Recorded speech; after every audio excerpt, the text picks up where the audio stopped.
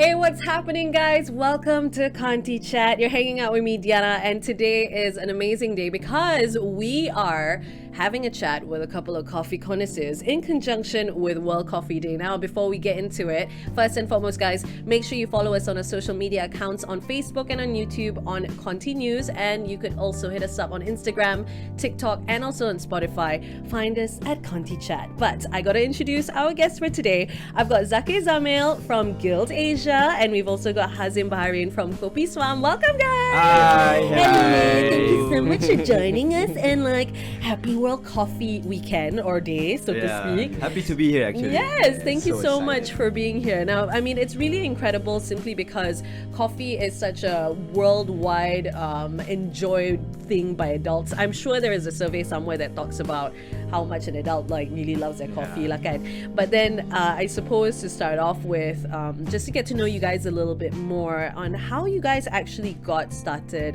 into entering the coffee businesses. So tell us a little bit more about that, Hazim. Yes, okay. So the first time that I started my businesses on coffee actually is before the MCOs.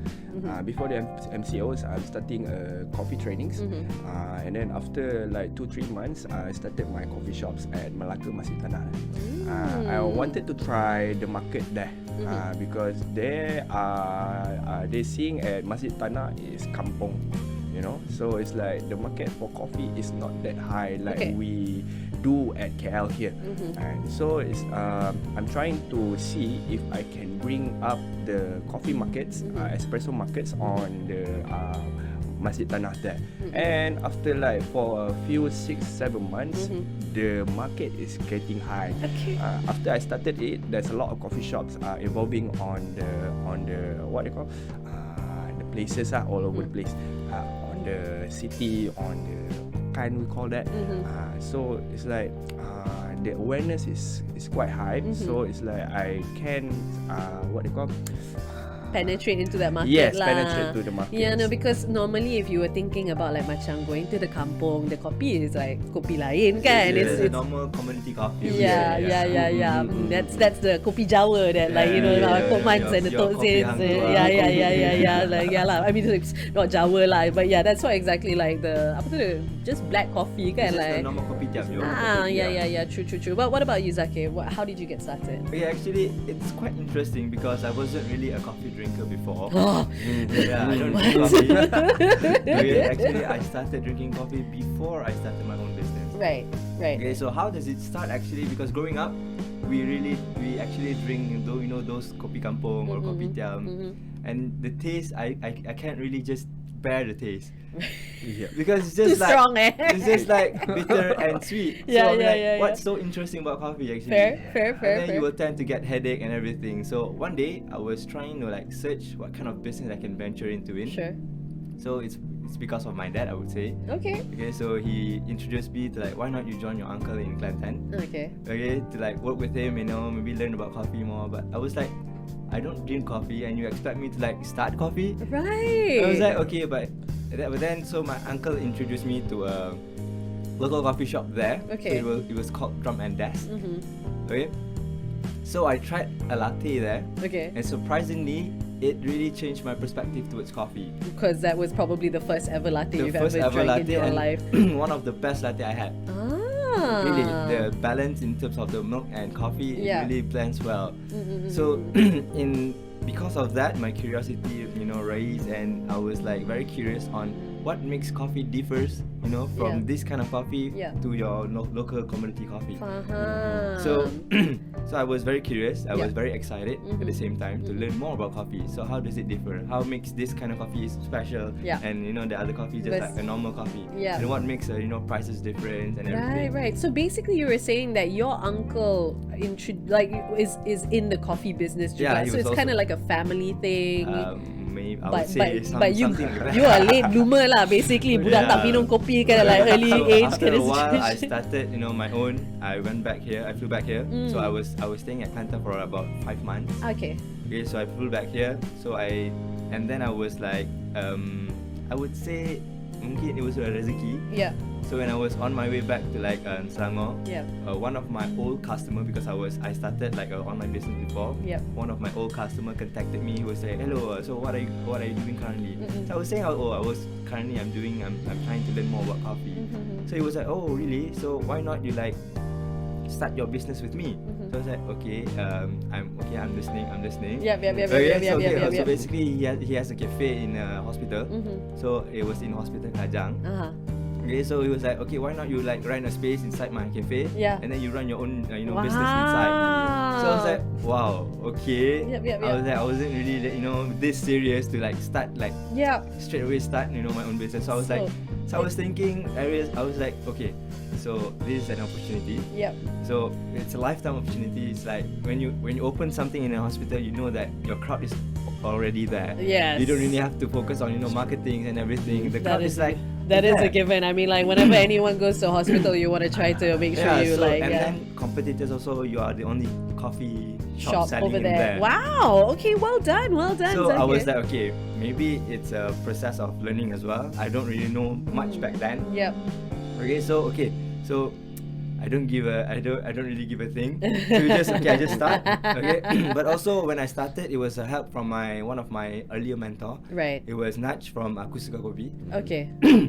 So he helped me a lot throughout on how to check on machines, grinders, right. and he was also my coffee bean supplier. You guys know each other. Yep. Yeah. So how did you guys meet? We meet at the guy that he mentioned just now. Naj Nudin. from. So you were training under him juga? No, it was not from Naj. Okay, my story doesn't end there. Oh wow! It's a long story. Okay, so basically after I started my own business, it was around two years. Okay, so I was then I was invited by my boss and my mentor currently. It's Mr. Daniel. So he was supposed to sit here. So I'm representing him because he's currently quite busy with training. Sure. Okay, so now my boss currently, or the place where I'm working currently, is at Barista Guild Asia. So we are first an academy school. Okay. A coffee academy. Right. Okay, we started 10 years back. It was back on 2012. Right. Okay, and our main purpose of creating the school is on more focusing on operation excellence. Right. So okay, but for you on the other hand, are you into training as well? Yep, I am into trainings. Okay, so like, is it under Kopi Swam itself? Kopi Swam has its a training Facilities is all it. So basically, I will consult my clients how to do coffee, how to start their own businesses. Right. So this thing happens on the Barista Guild Asia.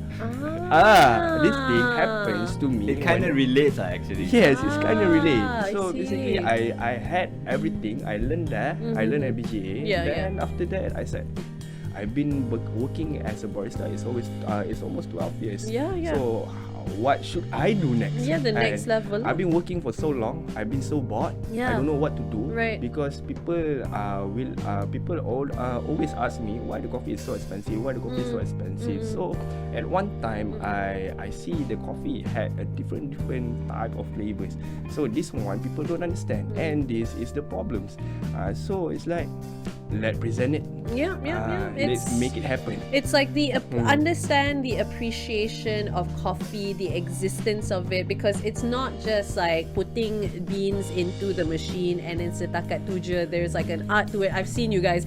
I actually wanted to be a barista at one point in my life, but if you look at my hands, they shake a lot. So kalau buat like cafe art latte tu memang tak jadi lah. Confirm it was like it would be like really really horrible. But okay, so I guess like to just sort of like briefly, what is one of the most like challenging experiences that you've had operating a coffee establishment? Zakir, want to start? Okay, the challenging part. So basically, previously, I was operating alone. So the challenge part is basically you are the boss, you are the worker, you are the operational, you are everything. So because to start, if you don't really have that capital, so you need to work on creating capital. Right. So you have to work from scratch, building up. So because one of my main issues, I would say, in terms of branding, because you're in a hospital, people will just buy. Yep. Okay, so what makes you different from other a local coffee kiosk or a coffee store. Yep. So people won't really actually remember your brand. Right. People maybe if it's you are the barista that people might remember, then people remember you, not the brand. Yep. So one of my challenges would be that, I would say. Okay, yeah. Well, diving into a business is hardly ever an easy thing to deal with. What about you? For me, is the same thing actually. Okay. The branding itself. Because I need to start alone. But that one, the problem I had solved for like 3 months after I started the businesses. After like 3 months, I need to focus on something. Because the coffee is there, the operation is there, the system is there, but why people not coming to my place? I see. So I had started my own marketing, which is I'm doing live on TikToks, I'm doing live on the Facebooks and the Instagrams. I start posting on the contents, every single thing on the submats. So that problems I have solved almost like 6 to 7 months. It's quite long. It's quite long. But now this year the brand had a strong name. Right. But still, my shop doesn't have customers. So guys, you know what to do. Just go check out the like all these guys, the different locations. I'm pretty sure we'll be posting up the links to your social media accounts later. But we are going to take a really, really short break at the moment. When we come back, we're gonna just talk more about like coffee culture, how it has evolved throughout the years. But remember, guys, make sure once again you follow us on our Facebook and YouTube on ContyNews, and also you can hit us up again on Instagram and also TikTok and on Spotify on Conty Chat. So we'll be back shortly.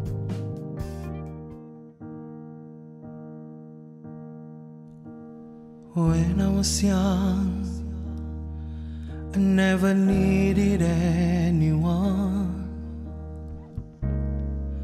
Making love was just for fun. Those days are gone.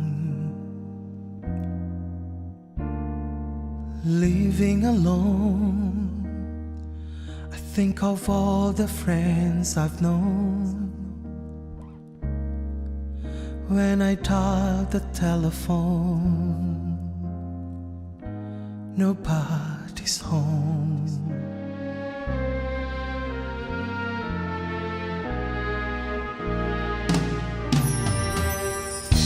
All by myself, don't wanna be all by myself anymore. Hard to be sure. Sometimes I feel so insecure, and love so distant and obscure remains the cure.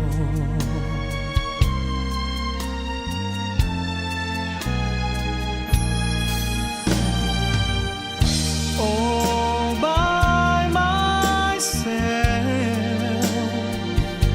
don't wanna be all by myself anymore. All by myself, don't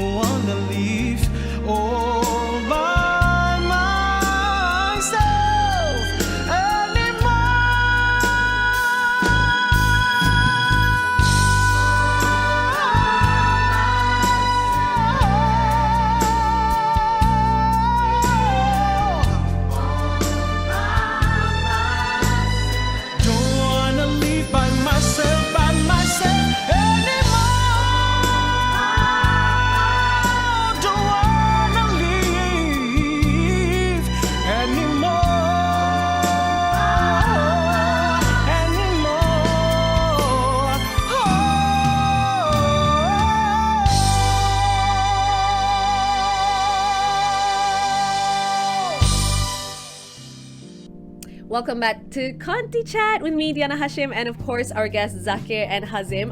Zakir is from Guild Asia, and also Hazim is from Kopi Oswam, and we're talking about the love of coffee lah, basically. And it has been really, really nice having you guys, but I do want to sort of like really highlight on the fact that you guys have been in the coffee industry for a very long time, correct? Yeah. Okay, so Hazim, how long has it been? It's been 12 years. 12 now years. So it's 13. This is a question. Wait, how old are you right now? It's 27. You're 27. Yeah. You've been doing this for 12 years. Yes. My mathematics is bad. So technically, memang from school days lah. Yeah, from 15 years old. Wow. Yeah. Okay. So 15 years old for you, and then for you, Zakir.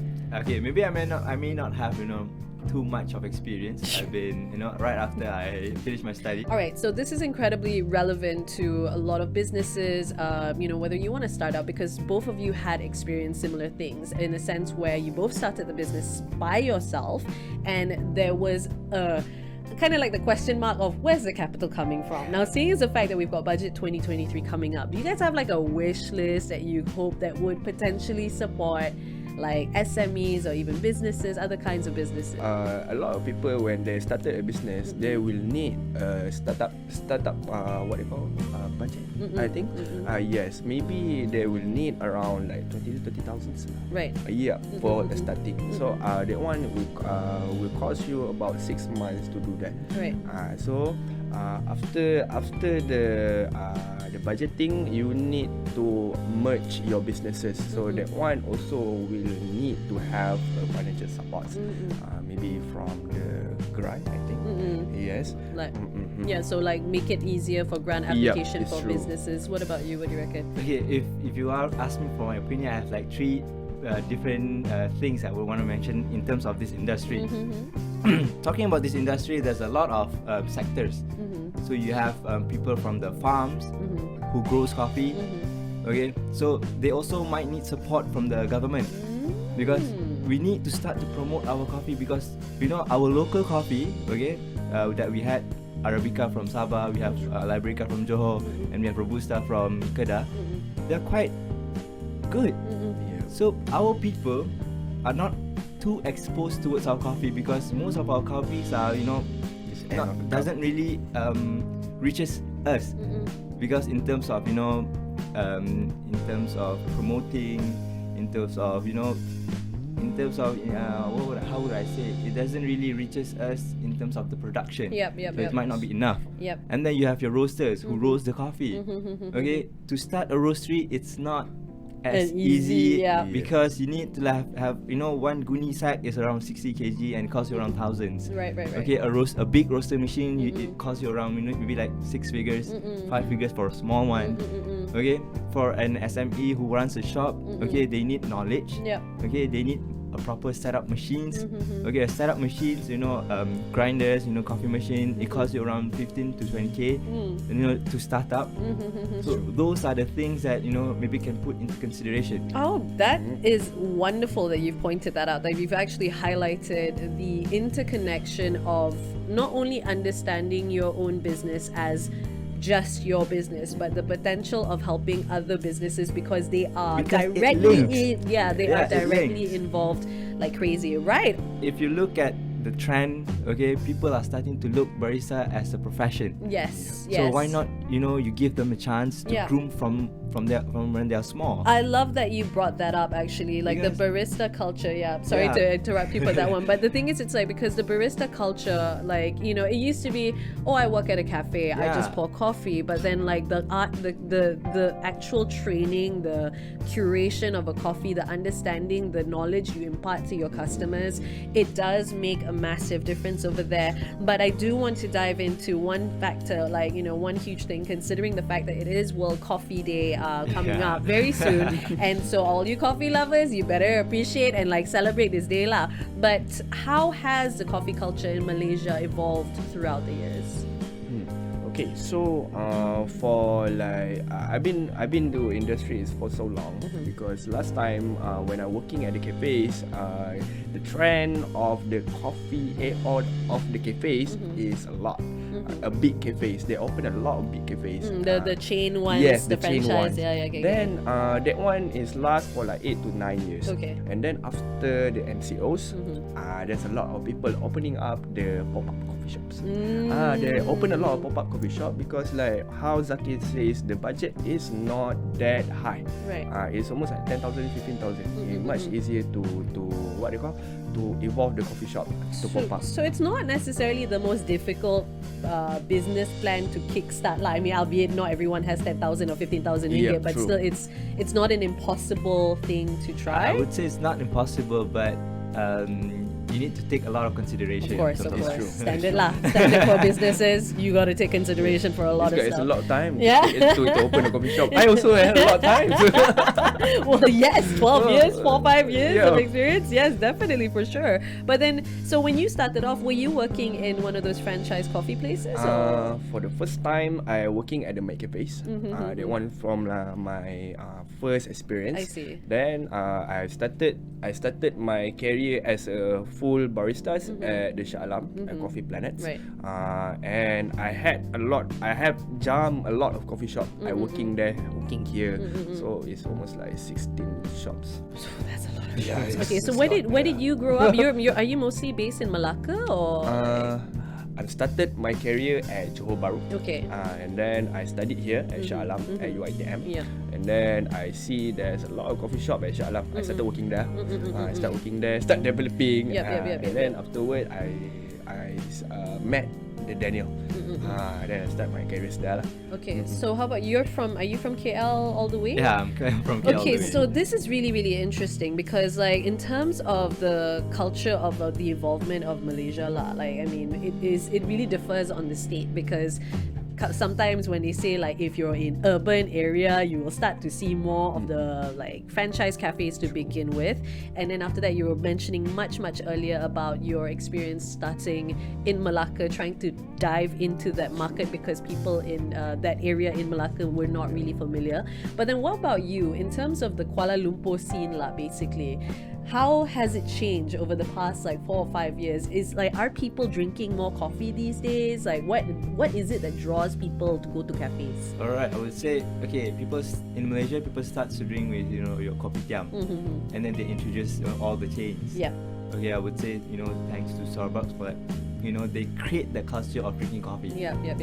Okay, but somehow Starbucks wasn't the first franchise who enters Malaysia actually. Okay. Yeah. All right. Fun fact. Okay. Yeah. What else do we know? If I'm not mistaken, it was San Francisco. I Started see. the coffee chain store in Malaysia.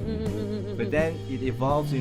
I would say it's where we are is a third wave of coffee consuming. We call it Okay. as specialty coffee. Okay. Okay, so people are starting to like appreciate coffee more currently. So they know how to value the cup of coffee.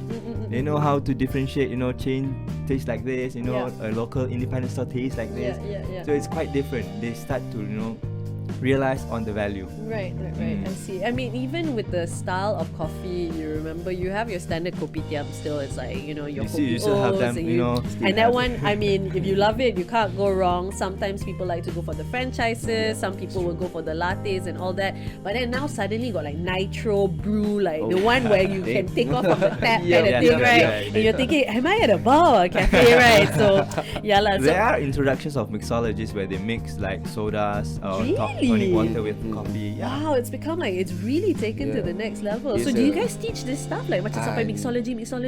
Yes, but no. Yes. Yes, but no. But eventually, it's more on coffees, lah. Right. Because that one is on the sides. I see. Because there's people that one goes into the mixologies, but it's quite interesting. I Okay. tell you. Because Yeah. mixologies are quite hard if your palate are not that sensitive and you don't really can't figure out how does the mixture taste like.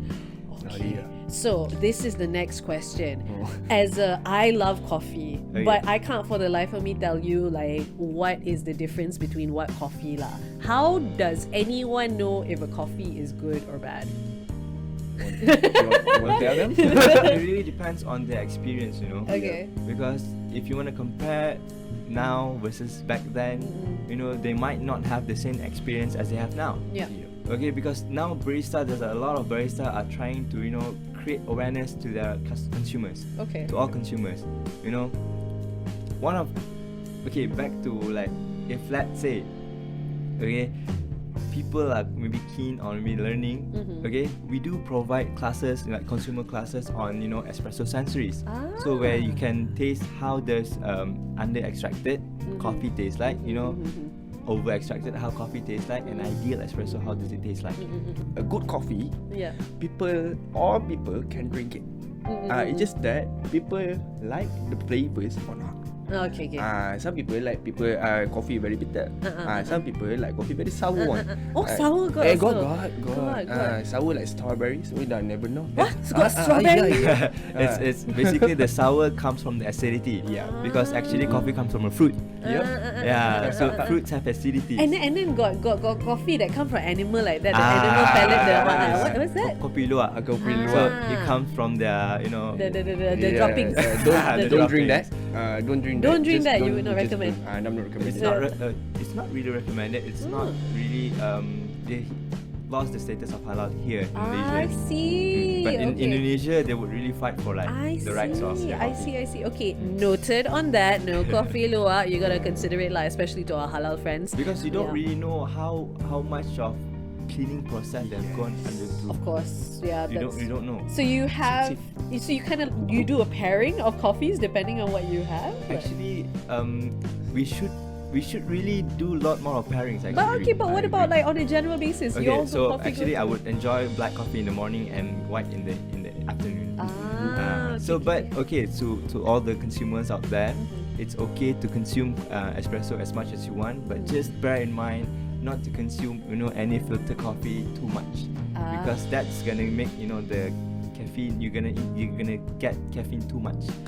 I did not know that. Overdose of you know what? I had that in university. That's kind of the reason why I had to come back. Caffeine content in different brewing method, it contains different caffeine content. I see. Yeah. All right. Thank you so much, gentlemen, for being here. It's been an absolute pleasure. So we had Zakir, Zamil, and also Hazim, Baharin, and they're both from, one is from Guild Asia, the other one's from Kopi Oswam. You can follow them on the social media accounts. And for those of you who happen to be coffee lovers, it's World Coffee Day very, very soon. So make sure you enjoy your cup of coffee. Follow these guys on the socials to find out how you can understand coffee a whole lot more. But remember to follow us on our social media accounts, Facebook and YouTube, on ContyNews. You can listen to our shows again on it's Spotify, Instagram, and also TikTok. You can see all the crazy videos that we get up to on Conty Chat as well. So catch you guys again soon. My name is Diyana Hashim. See ya.